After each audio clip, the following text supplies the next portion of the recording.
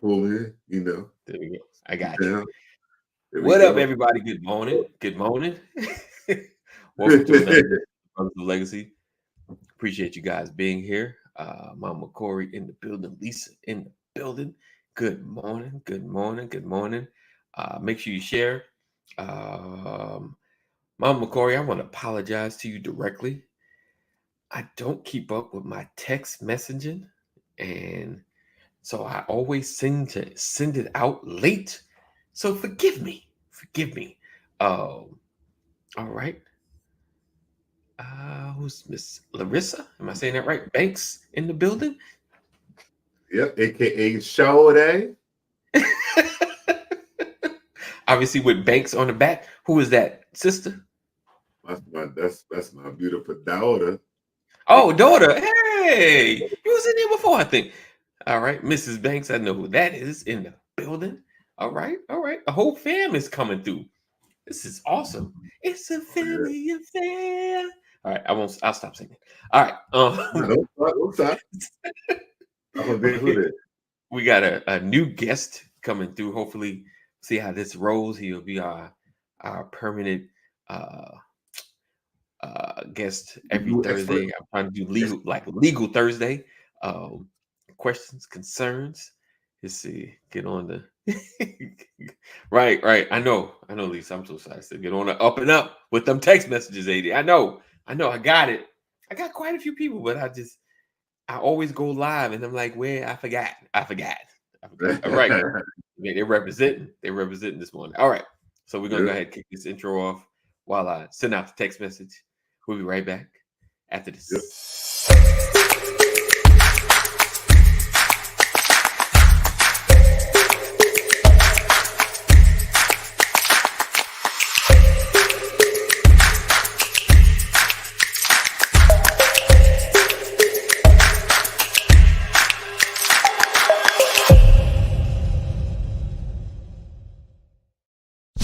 You're watching the Brothers of Legacy. We don't stand out. We stand up. We don't stand out. We stand up. What up? PC in the building. PC in the Countdown. building. What is it? 4 Thomas. days? Four. Is it 4 days? Okay. We can't hear you. You can't hear us. Okay. Uh, Right, Lisa. Great morning, Banks fam.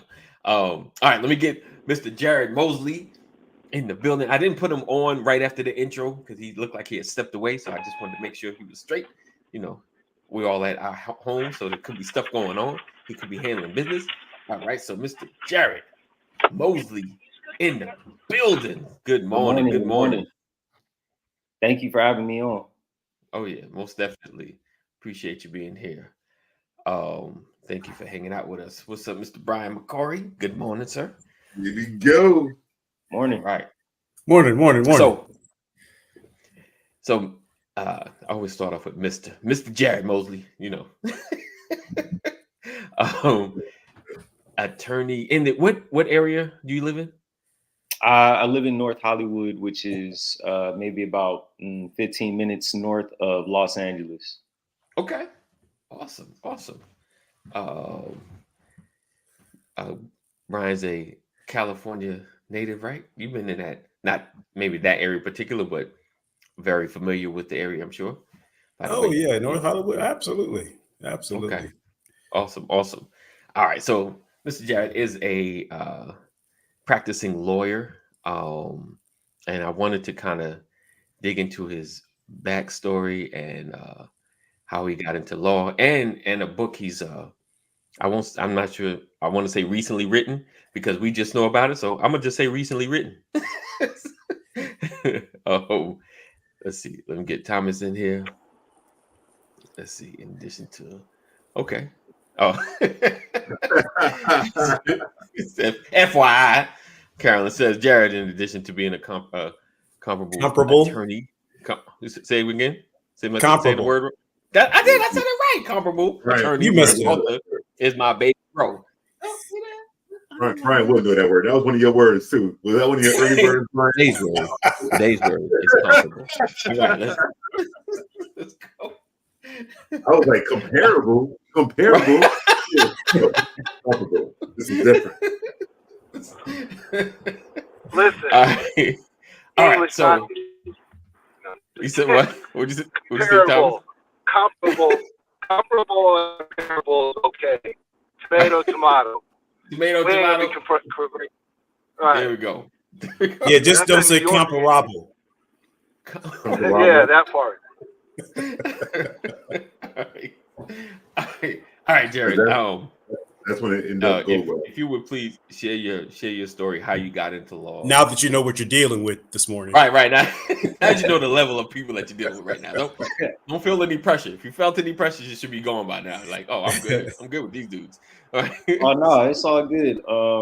Basically, it's kind of a long story, but I'll try and make it short. I started out in college as a marine biology major. I wanted to be like Jacques Cousteau out in the ocean, just, discovering new species of fish and stuff, because I was obsessed with the ocean. But interestingly enough, I got into some trouble.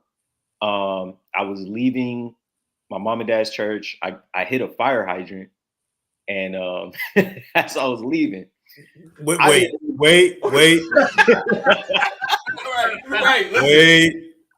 We got time. Hold on, man. We're here for an hour, so you got to break that down. Through their house. What? Wait. Yeah, so I hit a fire hydrant. Somebody at my parents' church, they saw me hit the fire hydrant, right? Okay. So, but I didn't really know I hit the fire hydrant at the moment that I did hit the fire hydrant, for the record. So let the record show. Let the record reflect. You said, well, hold on. No knowledge. Because you said you were leaving your mom and dad's church. So I would imagine there was no alcohol involved. But you said you hit a fire hydrant and didn't know you hit a fire hydrant?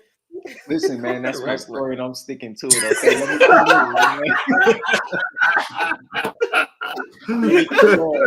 How many years? Statute of limitations may not have expired on this story. So So my boy was in the car with me. Okay. Shout out my boy Junior, and we was driving. And after I thought I hit it, because I thought I might have hit it, so we kept driving, and I was like, wait, we need to pull over and make sure everything is, everything. So we get out the car. The damage was on my homie's side. I didn't go out on my homie's side. My homie came out on his side and was like, "Oh, we good." And I was like, we good. Now, mind you, we got some ways to go. Let's go, Chief. Right. So mind you, this is not my car. This is my pop's car, and this is a Ford Expedition. It's new. You got the rims on it. Wait, hold on, man. I gotta write this down. And so basically, what happened was, we get on the freeway, right? And when we're on the freeway, I look to my right because you could see the church from the freeway. Okay. And I see water sprouting up like 30, 40 feet in the air. I'm like, oh my God, I'm gonna die today. Then I get a call from my pops, and my pops is like, "Hey, son." Like, what's up? He's like, "Did you? I'm gonna give you the PG version. Did you hit a fire hydrant?" Right. You know, he didn't just say fire hydrant. Yeah, because he said, "Look, he said my mom and daddy's church. He went to church, but that don't mean he was in Christ."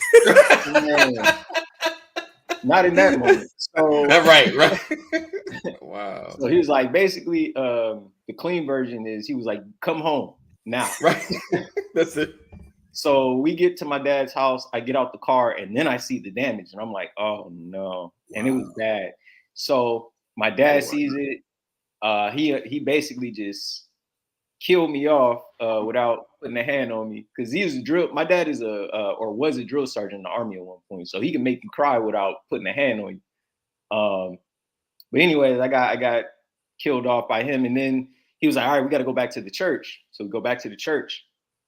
The cops are in the front of the church with everybody else. And so we get back, they start asking me questions. Back then, I didn't know my rights. Okay. So I was singing like a hummingbird, just telling them everything that happened. They were like, okay, don't worry about it. You know, you'll be fine. Like, we're just going to assess you a ticket. And you won't have nothing to worry about. You just got to pay the ticket. It's going to be a pricey ticket, but you'll be fine. What ended up happening was me and my father showed up to court like a couple days later, I want to say.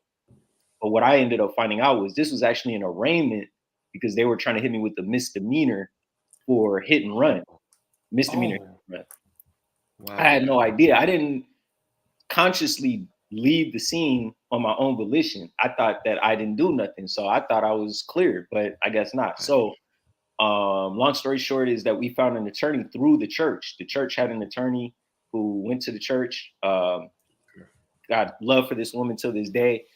And basically, she got it reduced down to a minor infraction that I had to pay like $100, you know. Mind you, if I was found guilty, I would have ended up serving like 30 days in the county, and I would have had to pay like $10,000 in what's it called? In like restitution. Yeah, restitution or whatever. But we got lucky, or not even lucky. I was blessed. And so after that happened, I saw like, man, attorneys have power. Like attorneys can change people's lives. Right. And I thought about the things I'm good at, and I was like, okay, I'm good at reading. I'm good at writing. I like talking to people. So why can't I do it? And I was like, oh, wait, I could be an attorney. So I started looking up, how do I become an attorney at the stage that I was at? Right. So I realized I needed to change my major. I didn't have to change my major, but I wanted to change my major. It was too much math with my major. So, I changed my major to poli-sci, political science, and the rest is history, man. Wow. Okay. That's good. You got to talk about that California bar. That California bar exam. Come on, tell them. The California. Okay, we're moving forward, brother. Hold on. We marinating on hitting the hydrant. Yeah, I gotta, we gotta. Lawyer, like. My brain, the way my brain is set up. I still see the water shooting in the air. Were you when you hit the fire hydrant?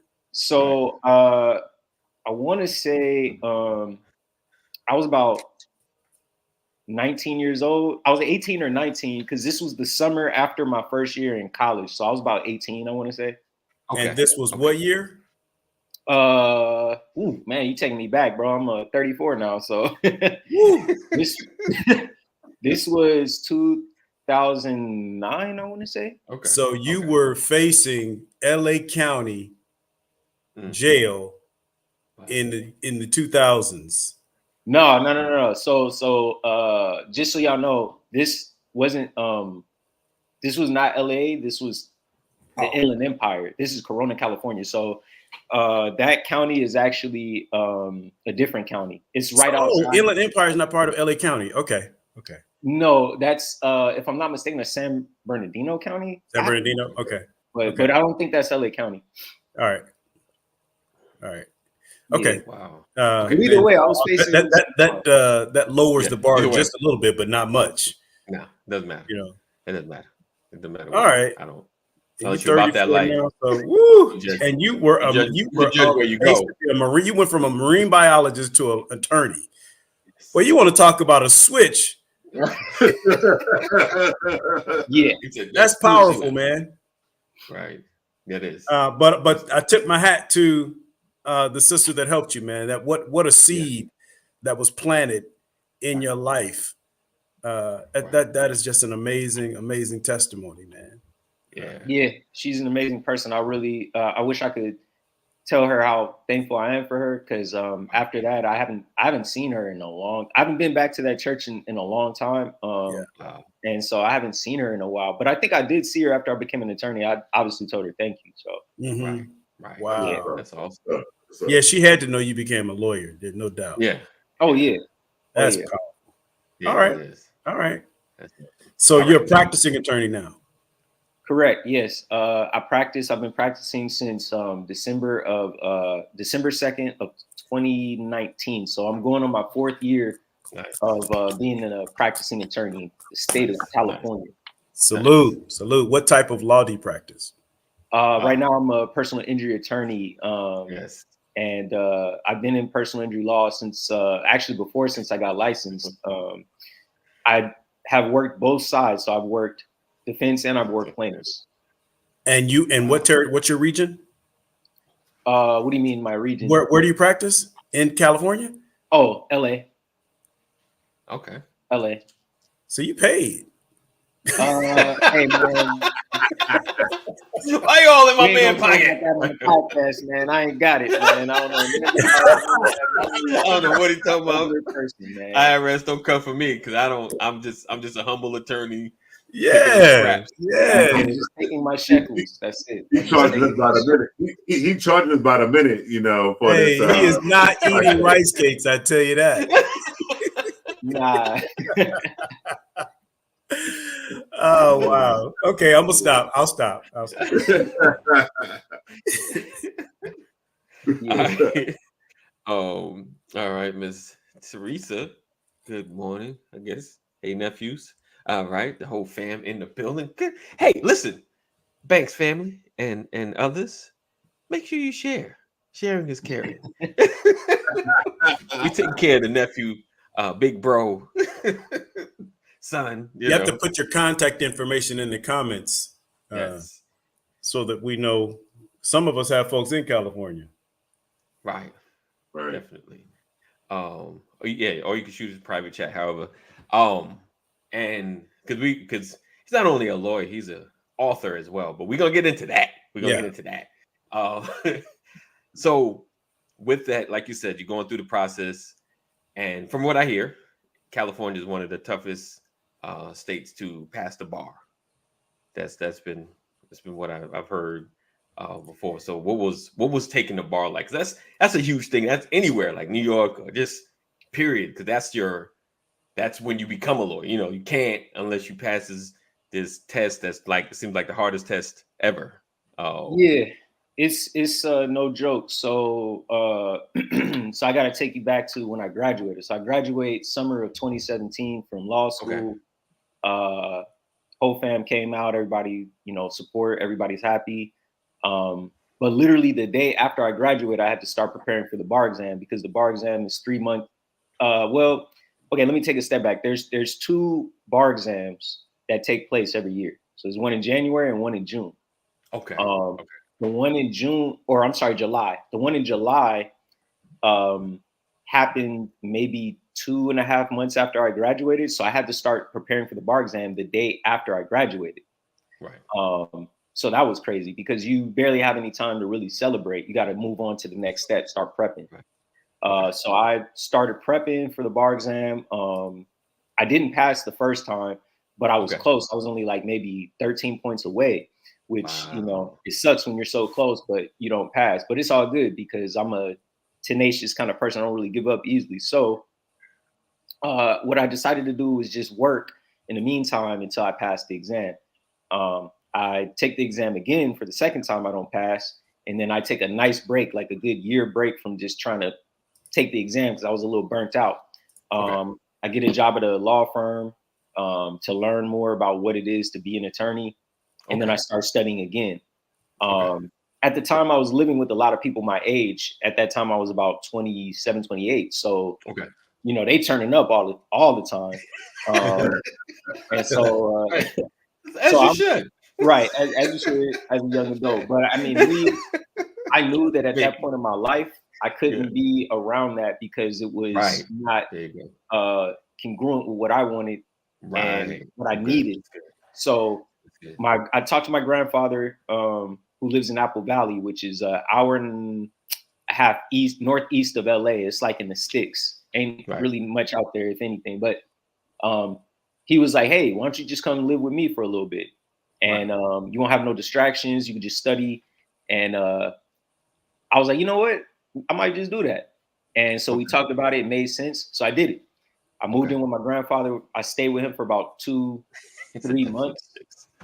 Yeah, I see you, Casey. Yeah, it's definitely in the sticks. It's nothing. It's desert. But yeah, so basically, you know, I lived with him for about 3 months. I studied, and then I took it again. I still didn't pass, but this time I only didn't pass by like 4 or 5 points. Like it was super close. So I was like, you know what? Y'all gotta stop. Let me tell you something. It doesn't matter how many times you take it. It doesn't matter how long it takes. Right. Nobody cares. Right. When you just pass it, you pass. That's it. That's it. But I'm sharing this because you know, if anybody ever was to find themselves in a situation like that, yes. I would encourage you to keep going. I think definitely. What happens a lot of times with goals is, I told somebody this the other day, it's like a battering ram on a door. You can't see that the door is giving way on the other side as you batter it. And if a lot of people give up on their goal right before the door is about to collapse. The door is literally about to collapse, but you're so tired from banging the door with the ram that you just give up.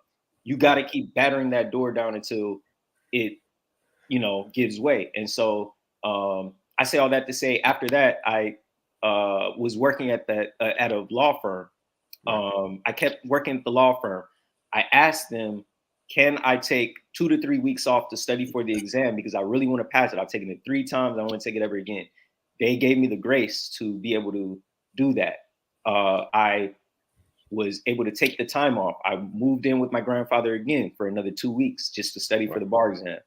After that, I was able to, you know, so, okay, let me take another step back. So the bar exam is a 2-day exam. The first day is 6.5 hours. The second day is 6 hours. You have 200 multiple choice questions and 6 essays. It's no joke. It takes a lot of time. I live in North Hollywood. It's a whole hour and some change from the testing site, which was in Ontario, California. So I couldn't go home and then go to the testing site. It was just too much driving, too much to worry about, too many factors.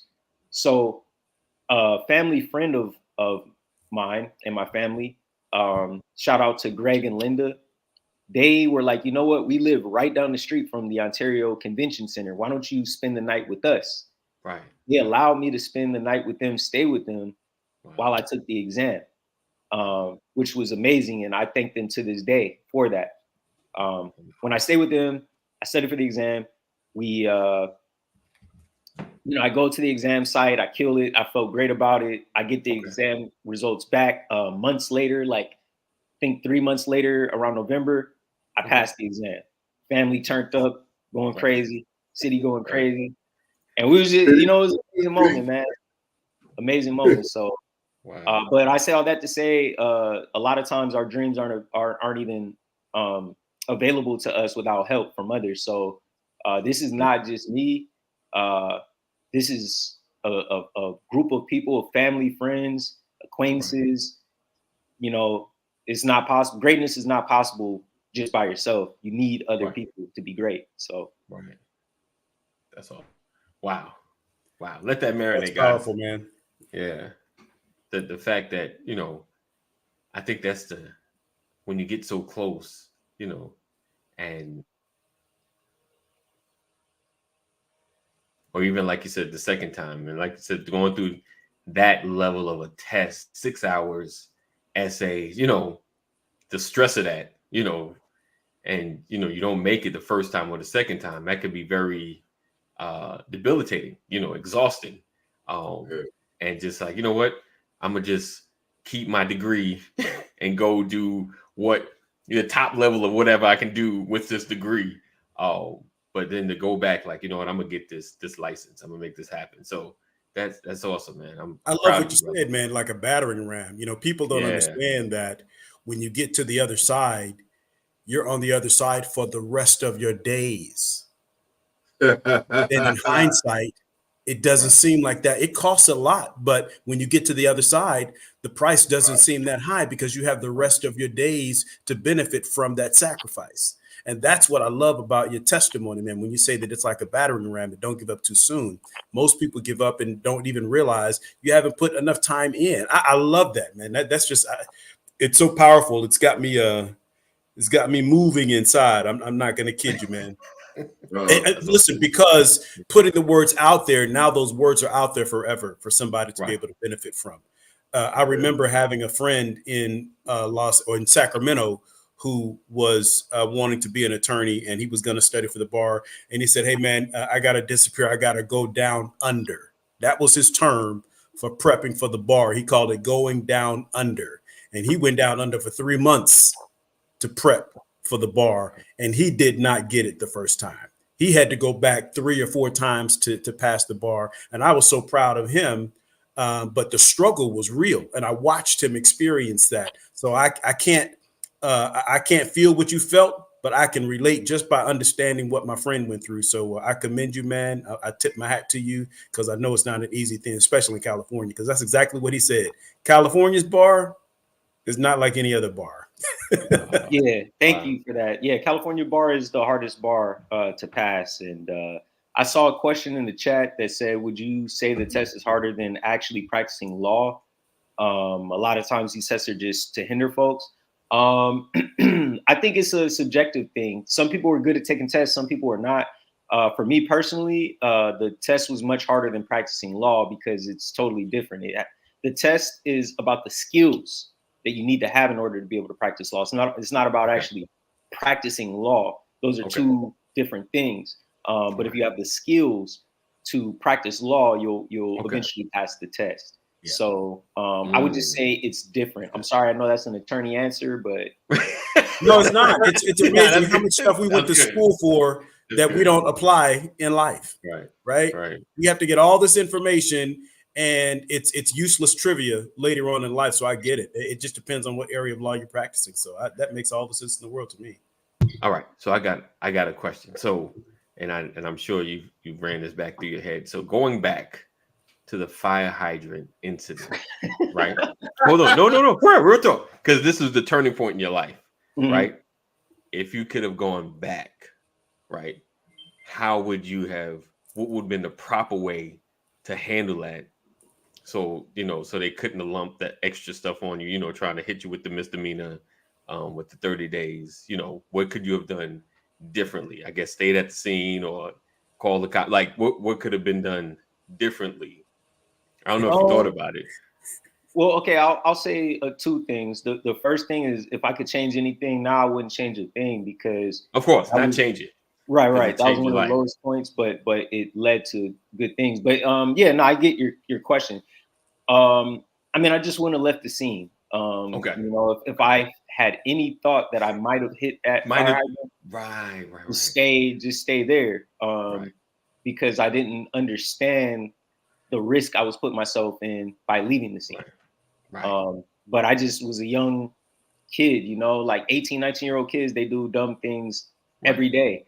And it's a day, we. Right. Yo, I'm 34, man. Don't, you know what I mean? I know I got the Buttons disease going and whatnot, but come on. You guys know what was crazy here? Or I almost won't even say crazy, but the way, like, he started off, with this. I didn't even know about the fire hydrant story, but he started off, with the path of marine biology and doing a Jacques Cousteau and being out in the water and stuff. And the Lord used a fire hydrant. Lord used a fire hydrant. Well, come with it. He's a source of water, right? Like, all right, now this is the last. This will be your last encounter with a mass body of water here. So he's like, "Oh, you like water? Oh, I'm gonna give you some water. We're gonna give you some water." And now we want to direct. I want to order your steps and change your path. I want to put this lady in front of you and show you what she can do for you, and then make you think about it and say, "Hey, I can do this too," and then completely pivot and go to, and then like, now what's the path, Lord? And it is like political science, and I don't necessarily have a chambermaid, but let's do it just so I know a little bit more about this and keep going. And then at that point, your laser focus was there, and look at you now. If your dad was looking in hindsight, he'd have been like, "I'd have kept my keys." Kept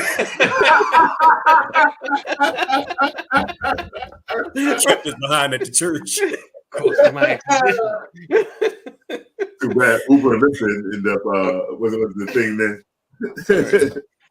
So you did say 2 things. You said you would have stayed, and what was the second thing you felt like you would have done differently? If you Oh no, I'm just I'm not saying there was a second thing I would have done different. I'm just saying that I was just saying I wouldn't have done anything different because of how it impacted my life.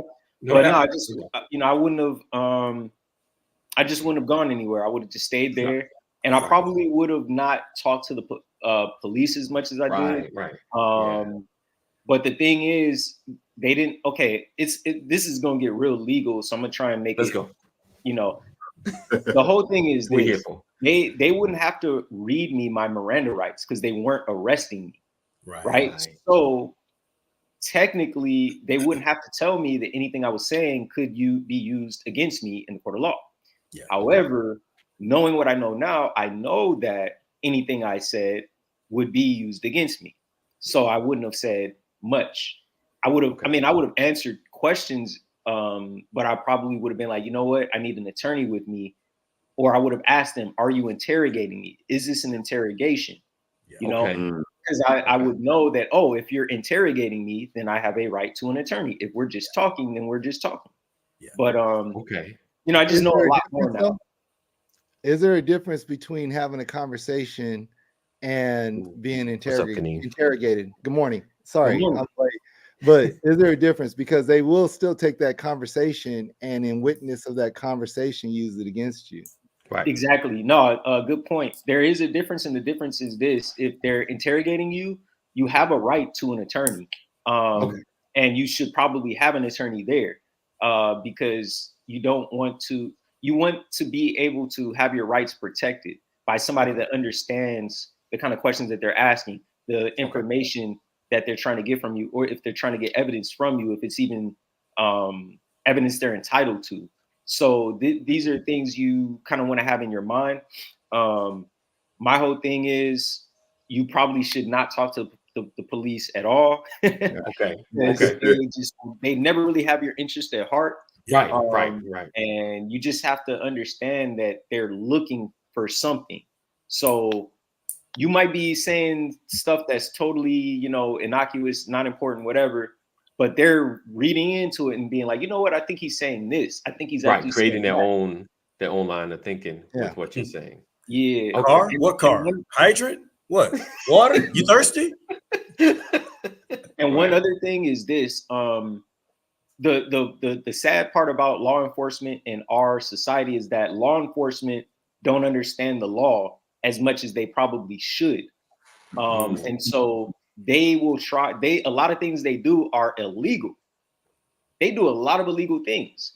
The thing is, if you don't know the law and they don't know the law, then everybody's just operating in the dark. And so they can take advantage of you. And it's technically your fault because you don't know the law in the society that you live in. So in that situation, they create narrative also. And you got to try to defend a narrative that's undefendable because, is that a word? But you can't defend that narrative. It is now. It's not the truth. Indefensible. Indefensible. It's undefendable. I like that word. But when you don't have a truth, you're trying to put a defense to something that's not true. Now you start having to make stuff up, and that starts getting you wrapped into this, this whole way of thinking. It's crazy when you think about how like you said, law enforcement doesn't know the law. All they know is this is what I need to do in order to make this arrest. Make sure I document whatever I think I heard and keep it moving. So whatever they think they heard becomes truth because it's documented. So we're going to get a little deeper. I got a question. When it comes to like something happening, an accident, fire hydrant incident, or the best thing is to give them, of course, they're going to ask for ID or ask for stuff, hand them that stuff. Do you just not talk? Don't say like, like what will be the next thing? I guess if I got a lawyer on speed dial, I'm gonna get my lawyer. What should be in your opinion, what would be the best protocol? Because I know, like you said, the more you talk, the more narrative they have to build on what you did, to make it the biggest case possible. Well, my question is, are you talking about the exact same circumstance, like you hit a fire hydrant, or just any accident in general? Any act, like I T-boned somebody, and let's just say, for argument's sake, somebody seen it, the judge seen it, it is my fault. Mm-hmm. You know what I'm saying? Like I did it. But so what should I get out the car? The cops are there. You know, forever I can get out the car, but you know, cops are there. How do you? What a good response? That's what I'm asking. Like, to make things fair. Yeah. So my whole thing is this: if you get into a car accident with anybody, you always need absolutely to exchange information, whether you're at fault or not. Because say that you are hurt or they're hurt, if they ever want to go after your insurance company, they need to know who you are. They need to have proof that you are who you are. If you ever were to file a lawsuit against them, you cannot serve them if you don't know where they live, if you don't know their name, if you don't have any of their information. That's why you always have to exchange information whenever you're in a car accident. Secondly, you need to document everything, take pictures of everything, whether you're at fault or not, because if liability is in dispute, if you don't have any evidence, how's anybody going to ever determine who's at fault? It's going to turn into he say, she say. And nobody wins in those situations. So take pictures, have your insurance ready, document everything. Now, I'll tell you like this, when it comes to cops, it all is about the jurisdiction you're living in, as well as, a couple other factors. And the reason I say that is this, I can't speak for wherever you guys are, each of you are living, but I can speak for LA County and LA. LAPD will not make a police report in a car accident as of now or this year unless there are catastrophic injuries. Why is that? Because they're lazy. They're lazy. Let me not just crap on law enforcement like that. They have a lot of things they got to do. There's real crimes happening. You know what I mean? So they're not trying to spend their time making police reports about car accidents where people were barely hurt. However, police reports are very good because it documents everything if you're ever in an accident to allow you to, know exactly what happened without you having to try and remember everything and document everything. So that's what I would say. If you're in a car accident, you need to document everything, no matter what, just so that, if they're saying something like my situation, if they're saying something happened that didn't necessarily happen, at least you'll be able to have your narrative prepared with your evidence to show whoever you need to show. Oh, and report it to your insurance company ASAP, because you don't want to be hiding no accidents from your insurance. That is the no-go. Big no-go. I got you. Okay.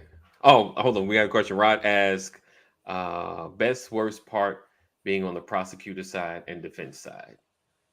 Yeah, so I was never a prosecutor, I guess you could say, because I don't do criminal law. I do personal injury. So this is like car accidents, slip and falls, trip and falls, dog bites, all that kind of stuff. There's good sides and bad sides to both. So being on the plaintiff side is rewarding because you're actually helping people out. People get injured, these catastrophic injuries, their lives are changed. They can't work. They don't enjoy their lives. I can't give them their bodies back. I can't make them whole again by, changing what happened. But I can put money in their pocket so that I can make their lives easier in terms of just living. Because obviously we're in a capitalistic society, you got to have money to live. So it's very rewarding to be able to help people out who feel broken, who feel like, man, my life has changed forever. And then when you put some money in their pocket, it might it puts a smile on their face. It makes them feel like, man, somebody's on my side. I also like advocating for people, having a voice for people who have no voice or don't feel like, they can't articulate exactly what happened or their position. Whenever I step in front of somebody, my biggest compliment that I love from my clients is, you know what? I'll leave it to you. I trust you. I know you got this. I know you can do this. And I'm just like, you know what? You're right. I can't do this. I made a career out of it. You're right. I can't do this. It feels good. So it's an amazing feeling. Now, in terms of the defense side, because I also did insurance defense, I represented the big bad insurance companies. Man. And what I realized is you just lost school points. Oh, he worked for the man. He worked for the man. Yeah, no, you know what though? It's funny. So what I realized is we all work for the same people. We or not work for, but we all get paid by the same people, because the insurance companies are paying the plaintiffs' attorneys just like they're paying the defense attorneys. Yep. It's just all about perspective. Life is really all just about perspective. So when I got on the defense side, I realized, oh, these people aren't all that bad. It's just a different side of things. And you see the other side of the personal injury field, where it's all these fake cases with these fake injuries and people trying to get money for the dumbest stuff. I'll give you an example of a case I ran into when I was on the defense side that made me say, damn, like, this is crazy. Pardon my French. It's crazy. That was you had. No, I'm just kidding. That was English, man. So there was a case where there was a police officer who came to a house for a 5150 call. 5150 call is whenever there's somebody who is mentally unstable and they may be a threat to themselves or to the people around them. The cop gets there with a whole bunch of other cops. There's a mother and a son. The son is acting kind of violent. He's pulling his mom, physically pulling her, trying to get her into the house, right? Like, hey, get in the house. The cops say, hey, let her go, let her go. They don't, he doesn't let her go. So the cops say, okay, we got to take him down. They all grab him up, take him down. He was kind of a strong guy, so they struggled to take him down. The plaintiff in this case was one of the police officers. While she took him down, she hit her knees on the ground and injured her knees. She sued the people who own the house because she hurt herself during her job. That to me is crazy, because it's like, you're a cop. You knew this is part of the job, that you might get hurt. Right. These are the kind of things that you run into on the defense side. It's two extremes. You run into, you know, either the case where somebody's really hurt because something really bad happened, or one where somebody's not really hurt, or they got hurt doing something that they either knew that they might get hurt doing or shouldn't have been doing in the first place. So I'd like to insert this comment. These are the kind of things that happen in California. In California, you get sued by a police officer because they broke their kneecap, taking down a suspect in your yard. Wow. That's California lawsuits, man. They will sue you for anything in California. Mm-hmm. Oh, I threw you on the ground and I hurt myself. I threw you on the ground. I want to sue you.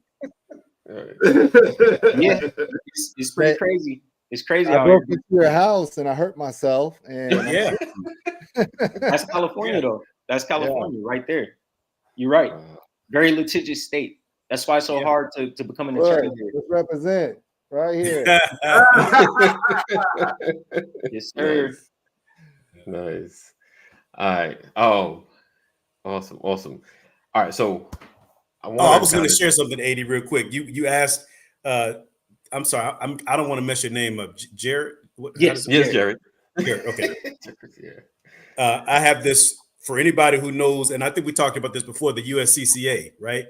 When you have a license to carry a firearm. There you go, Larry. What is on the back of it? If you have an incident where you actually fire and shoot somebody, you call 911. I was attacked, feared for my life, and had to defend myself. Please send both police and an ambulance to this location. The next call you make is to the attorney. Call this number, and then when the responding officers arrive, it tells you, comply, follow all police instructions, medical, request medical attention if necessary, silence. I tell the police officer, I will cooperate 100%, but first I need my attorney. Then it says, do not talk further without your lawyer present. Right. Very simple. Yeah. Close your mouth. Give me my attorney and close your mouth. The question is, do you say anything else? Nope. You say nothing else. Right. Yep. Don't talk to the police. They do not have your best interests at heart. Wow. it's Chris. What's up, Chris? Oh, you know, Chris always comes in. Chris says, this is a good time to tell you how I save 15% on my order. What's up, Chris? That's Chris. So the interesting thing about that, don't say another word. You know, can you talk about the rights of remaining silent, even if you're not Mirandized, being able to remain quiet? And because a lot of times I see people get into way more trouble by continuing to talk as if they're going to talk the police out of whatever they're thinking. And so could you share like where's the point where, like, you kind of hit on it, but where's the point where you would say for people to really, where's compliance at? Let me ask that question. Where would you say compliance is at? Well, okay, so a couple things. Number one is there was a Supreme Court decision that recently was decided on. I want to say, if it wasn't this year, it was definitely last year, where the police have no duty now to even Mirandize you when they arrest you, which is very important. People need to understand that. So they don't have to read you your Miranda rights. So there's that. And then the second thing is, unless they're saying that they need this information in order to take some kind of action, like they absolutely need the information, there's no reason for you to give them the information unless they're saying, we're going to bring you in and interrogate you. But even at that point, you can have an attorney present with you. So there's no issue with you talking to them at that point. But the whole idea behind it is you just don't want to talk to the police without an attorney, because it's very dangerous. You're putting yourself at risk. Most people don't know their rights. So if you do that, you can do it, but do it at your own risk. But I mean, me personally, I'm not going to do that. And I would advise anybody who finds themselves in that situation to just, shut your mouth and let the process take its course. And that can be difficult because you want to plead you want them to understand what's going on. But the sad part is, in the world that we live in, especially as minorities, you can't trust the police. And, it's just the truth. So I come from it from the other side, the illegal side. I have a history and I have a past with the police. And one of the things I've learned is compliance. There's nothing wrong with, if they ask for your license, sometimes it's easier to give them your license and you avoid a whole lot of other stuff. If you're riding dirty, then you want to shut your mouth and don't say nothing.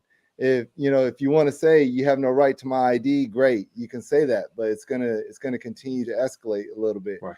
One of the things about when we talk about compliance, the first rule of compliance to me is they need to comply with the rules and the law first. If the police aren't complying with the rules and the law that they're supposed to be upholding and protecting, then that's where compliance drops. But if you realize that the police they got their ego in it or whatever, sometimes it's better to de-escalate from our side and not really worry about that. But then when it comes to how much information you give them, as little as possible.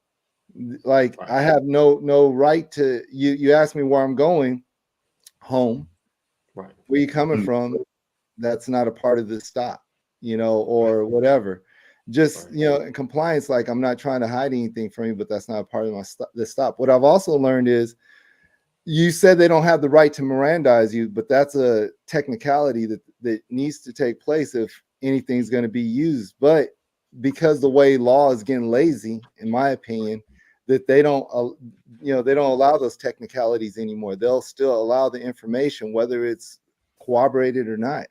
And so sometimes that's why it's important to be quiet, because you can have information that was given in conversation used against you, even though you weren't Mirandized, and the technicality won't throw that out unless you got like really big bucks or something like that.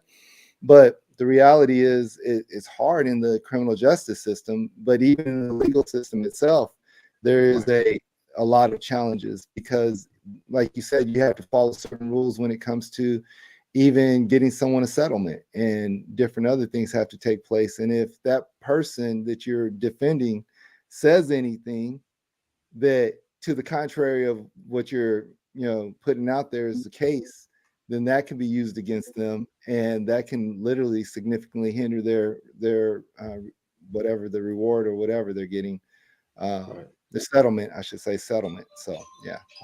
So what would you? Hey, can I ask a question? Yep. Hey, Kaneem. What's going on, gentlemen? Good morning. This scenario. So you're on the interstate. Police stop you. You give them your license, registration, all that.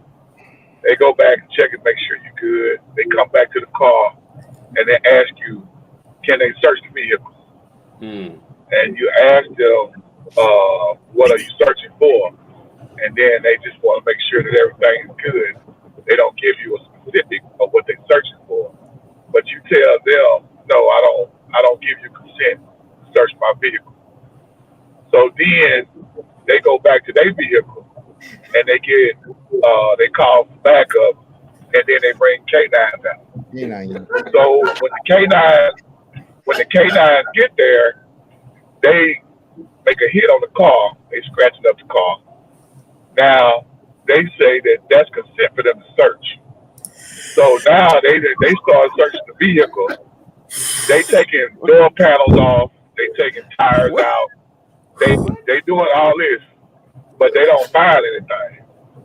Is there any recourse that you can get for them to pay for your vehicle if they have no reason to search and they physically destroy the interior?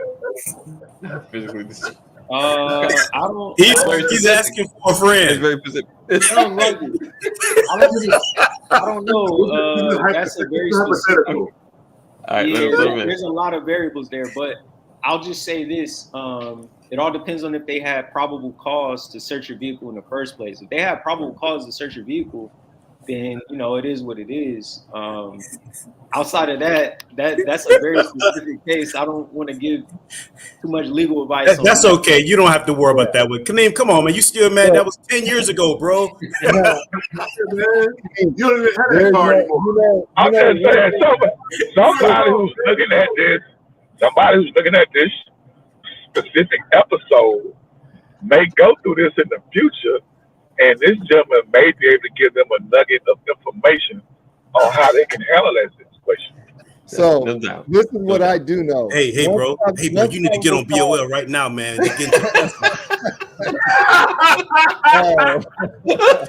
They dropping jewels on it right now.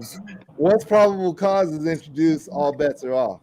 Now, if you can say they did excessive and you can prove excessiveness, then yeah, you can go back and do a civil suit. But that's it. You got to hope that the due process is in your favor and you can prove excess. But if they feel like they have probable cause, no. So we're gonna dig. Go ahead. I think this is the damages wouldn't really be too high in a case like that. So I don't know if it would really be worth filing that lawsuit. And that's no offense. I'm just, an attorney is when an attorney wants to take a civil case, they usually are looking at, okay, how much can you make in this case? Because if it's not worth it for them, they're not going to want to do it. Yeah. Right. Okay. Didn't mean to interrupt. Sorry. There's no, you're good. You're good. Police officer doesn't cut his hand trying to remove that hubcap because they'll sue you. Right. All right. I want to have Jared back because we're going to really dig into a lot more of the law and things of that nature. But before we get out of here, he also he's an author as well. And I've been looking at the title of this book, and I'm gonna need him to say the title of it because I feel like I'm gonna just jack it up. The link for it is in the description. It is a fiction book, and I want him to kind of explain it before we get out of here. Now we're up against.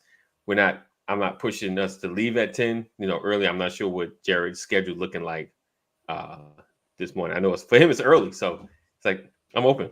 So I can stay on maybe another 10-15 minutes. Okay. But yeah, so I'm happy to talk about my books. Yes. Okay, so a couple things. The first book is called Esto Perpetua: The Unnatural Nature of Men. Esto Perpetua in Latin means let it be forever. I chose Latin because a lot of our current languages are based off of Latin. And I also got the idea about the book from Plato's Republic, which really changed my viewpoint on a lot of things in terms of how I looked at things. Okay. But the book is basically a futuristic version of Plato's Republic. So I can explain the story behind it in this way. It takes place 600 years in the future. There's one city left on Earth. And this whole, story is about what these people in this city will do to keep civilization as they know it alive. It's kind of like a play on what we went through with this whole COVID, situation. In that basically everybody just wanted to get back to quote unquote normal, right? And so it's all about what are you willing to do to get back to normal, or what is normal? Because it's not really, there is no normal. A lot of times normal is what they say is normal, but that's not really normal. And so it's all a play on what we kind of just went through. It took me about 10 years to write the book. I started when I was about 21. I finished when I was about 30, 31. So about 9 to 10 years to write it. But it's definitely something I'm proud of. And you can see the comment from my sister. She really liked it. She said she doesn't even really like reading books like my type of book that I wrote, but she really loved it. So, I think a lot of people, if you take your time and really read through it, you'll really enjoy it. I also have another book that's about to come out. Okay. This one's going to be released at the beginning of next year. And the new book is entitled The People That Were Never There. The People That Were Never There is a lot of it is about, I'm sorry, let me read a comment that is a question. Why do science or sci-fi books always have a dystopian theme? Is it because they have little hope for the future? I would say that this book is a dystopian theme because I really like dystopian themed books. I am a big fan of 1984. I'm a big fan of A Brave New World. I'm a big fan of those kind of books. So I was inspired by those books to write my own version. And I also was inspired to write it from a Black perspective. And without getting too deep into it, in the story of Esto Perpetua, the whole idea is everybody inside the city are considered civilized, and they look like all of the people in this panel, and all of the people outside of the city are considered savages. And let's just say they don't look like the people on this panel. And so, but that is all like 2023. Hey, but that is all a play on society as a whole, in that we, and when I say we, I'm talking about basically all of the minorities, I guess you could call us, are painted as a lot of times savages, or we do savage things. But if you look at the annals of history, and you look at the actions of the people themselves, it's not that way. It's a whole nother way. So I try to be allegorical with it. And I try to paint a picture where you can draw conclusions yourself, because I don't want to give you the answers. I want you to find the answers yourself. But yeah, now the second book, The People That Were Never There, is about aliens and artificial intelligence. And but it's a lot deeper than that. So the second book is about the story of a man by the name of Malik. I use the name Malik on purpose because Malik in Arabic means king. Obviously, he's a young Black man. What happens in this book is that he is abducted by what he thinks are aliens, but he finds out that these are actually humanoids from the future. And so they travel through space and time. They travel through a black hole, and they ended up with him. And they basically try to communicate to him. This takes place 10 years in the future. They communicate to him that we need to stop using artificial intelligence and that he needs to communicate that to the people of Earth. He comes back to Earth with the ability to read minds and to impart his thoughts onto other people. The idea of the book has nothing to do with the story. Although the story is a really fun story, it's a fun read. The idea behind the book is getting inside the mind of a young Black man in America. Gotcha. And so all of my books are all allegorical. They have a fun story to read, but there's an actual message behind the story. And that's why I write these books, is because, I like to make people think. I don't just want you read it and just, oh, this is what it's about. No, I want you to think about it. And so that's why I like it. Nice. All right. So we're going to have him back, get deeper into some of his books and some legal questions. Appreciate you, Jared, for being here. And thank for you guys. All those. This was fun. Awesome. I'm glad you enjoyed it, man. That's yeah. That's our goal. That's our goal. We get something from you, we give you something, and we have some good fun for everybody watching. Make sure Kaneem has another. Make sure Kaneem has another hypothetical situation. Oh no, nah. We'll get Kaneem's hypothetical next week. Yeah. Okay. Next week. All right. We'll get you next one. I know you do. I know you do, brother. I know you got it. Get away from my door. You don't have the right to come in here. I'm gonna close my. I'm not gonna say anything else to you. I got an attorney already. All right, so, oh man, I got that's the door open, thinking that we need to protect you from yourself. We're protecting you from. There you go. Protecting you from yourself. So that's probably cause to bust your door open. All right. You know what, Chris? That's a good question. You know what? I think that's one we need to kick around. Chris needs to be blocked. Right. Oh man. And I saw your question, Richard. We play Seattle on the 30th of November. The Dallas Cowboys. Yeah, like Chris needs to go somewhere with that, man. I didn't see that one. All right, so we appreciate you guys for being here. Another edition of Brother Legacy. Listen, I want to. Pastor was the first one to come through and bring the whole family. The Banks have surpassed the amount of folks that have come through family-wise through the broadcast. So I appreciate y'all coming up in groves where the whole fam came through. I love it. Listen, we look forward to seeing you guys tomorrow. Same time. I want to talk to my family. I'm just saying. Where's Reese? Reese is on fire today. Look at this. He said, "Is that a real football team anymore?" I thought the Cowboys were relegated to the Arena League. Reese, I have to say they play like it. You know what? Hey man, listen, Jared, I might need you.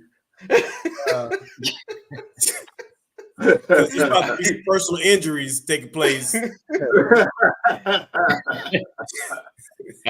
just know I don't do no criminal law. I don't do no criminal law. Okay. Oh no, it's gonna be in my inbox. Like, yo, you got Jared. It'll be personal injury. You'll get some phone calls because folks gonna be hurt.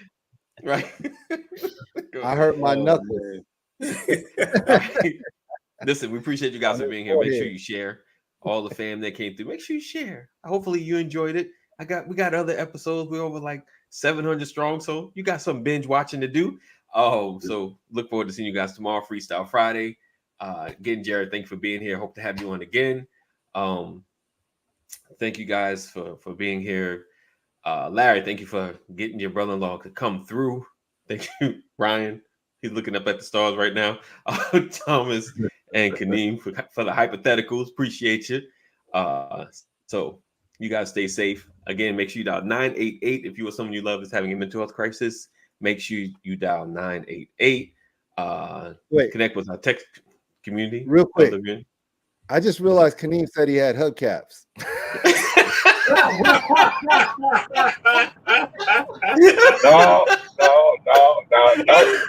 hubcap. No. Jeff, don't laugh at Reese. Reese is not funny. He is not funny. Hey, John. Text LW into 84576. Text LW into 84576. Know that we love you. Jesus loves you better. Stay safe. Make good choices. And we will see you in the AM. Peace out.